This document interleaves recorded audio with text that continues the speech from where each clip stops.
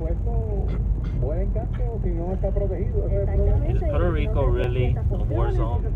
Well, I don't really know how some areas are, but this for sure was a real disaster. Some people are actually getting shot over gas. Some people are getting shot over water. I mean, I heard in a town near where I live,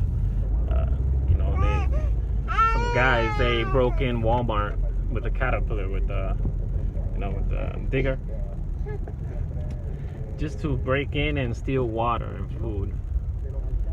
Look how bad the streets are over here. This is a town in Las Marias, Puerto Rico. I've shown videos of how the winds were during the Hurricane Maria, and I haven't really shown videos of how the aftermath was. This is a slim view of how it is in west side of Puerto Rico.